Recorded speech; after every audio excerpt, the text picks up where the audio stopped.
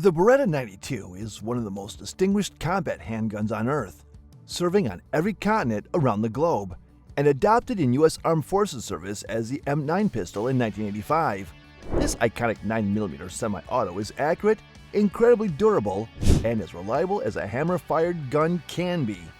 But recently, the M9 was supplanted in military service by the Sig Sauer M17 MHS. Nonetheless, Beretta's vision of a super modernized M9 is commercially available to us as the M9A4. Is it a vision of what the US military missed out on? Or is it too little too late? I'll tell you what I wish I knew earlier about the M9A4 in this video. But before we see how the M9A4 measures up, please take a moment to consider signing up as a member of our channel. Our members get access to exclusive content like downloadable guides on guns and gear, and special members-only video playlists that you can't see anywhere else.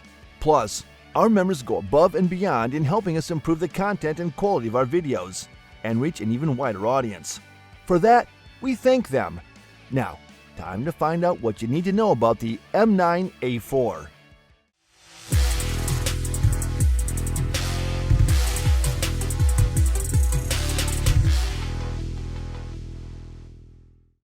Any color you want, as long as it's FDE. For some of us who like pistols in basic black, the M9A4 might be a bit of a letdown. It's a multi-tone FDE from stem to stern and top to bottom.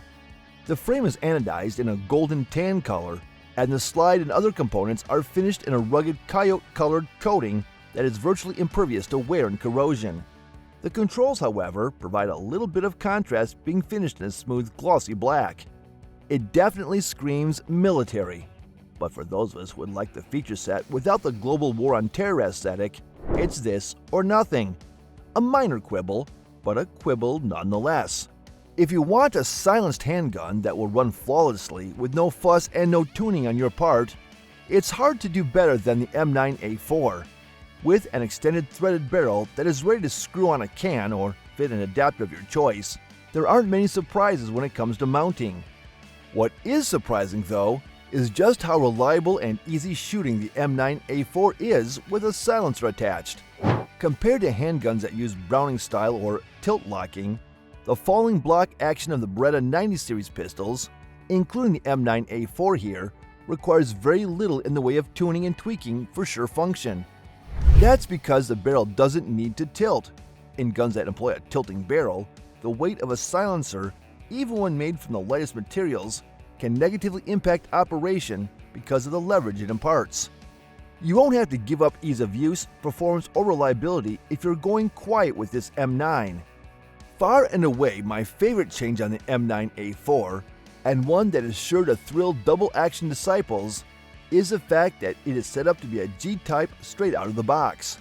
For those who aren't tracking with Beretta model terminology, whenever you see a G suffix behind the handgun model, that denotes a decock-only control lever. That means no manual safety to flip on and off. Though the control lever is still located in the traditional and expected spot on the slide, it will only stay horizontal in the fire position. Clicking the lever down will safely drop the hammer with no chance of an unintended discharge. Then it will spring back up to the fire position on its own. This completely eliminates one of the biggest gripes with the M9 generally, that being that the safety is difficult to actuate quickly when you need to get the gun into gear, and also too prone to being inadvertently activated when manipulating the slide. The M9A4 is always ready to fire instantly with a double-action first pull as long as you've got a round in the chamber.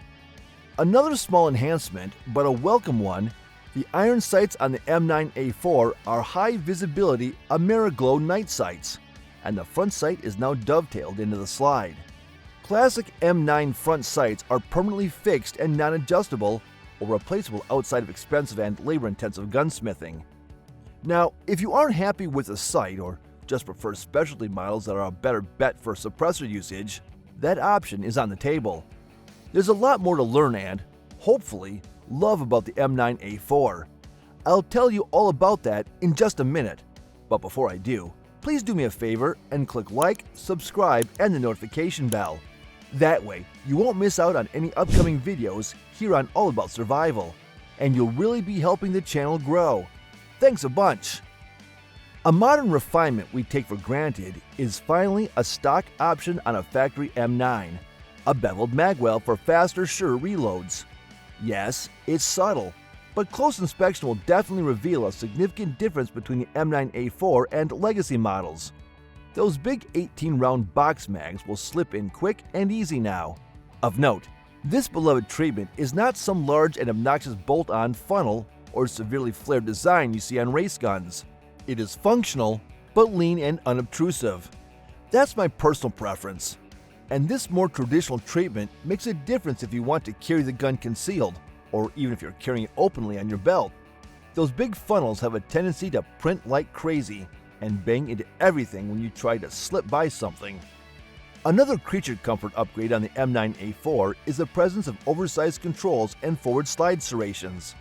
The slide release is in the traditional location, but slightly oversized compared to past models, and now features more aggressive striations for traction in all weather conditions and whether or not the shooter is wearing gloves. Likewise, the magazine release is larger, slightly extended, and heavily checkered. You won't miss this one, and comparing it against the old, round bullseye-style button shows that the difference is night and day. Forward slide serrations aren't something new on Beretta 90 series pistols, but they have been a spotty feature on M9 variants, particularly, and are usually only found on enhanced guns or semi-custom and limited edition models. As an alternate location for running the slide, or just performing a quick and easy press check, this is a welcome enhancement. If you could say the classic M9 or Model 92 had one truly fatal flaw, it was likely to be the size of the grip and the corresponding long reach to the trigger. These have always been big guns, and even folks with average or slightly larger than average size hands would have trouble obtaining proper trigger finger placement on the trigger for an easily controlled double action first shot. There wasn't much you could do about this, except start breaking down the shooting hand grip to reach farther forward, and that's far from optimum. This problem too has been completely eliminated in the M9A4 thanks to a reduced grip circumference, a completely flat backstrap, and ultra-thin Vertex-style grips. Now, even folks like me with small hands can easily get a high, tight, proper grip on the gun and easily reach the trigger for an equally easy DA first shot. In conjunction with the G-style decocking lever, this alone makes the M9A4 one of the best M9s ever. So far, all of these external upgrades have been good, even genuinely well received. But is there anything really new going on under the hood of the M9A4? Oh yes, and in the form of Beretta's Extreme Trigger System. They call it a trigger system, but is really more of a complete fire control group consisting of a brand new trigger shoe, skeletonized hammer, trigger bar, lightweight hammer spring, trigger bar spring, sear spring, trigger return spring, and appropriate pins.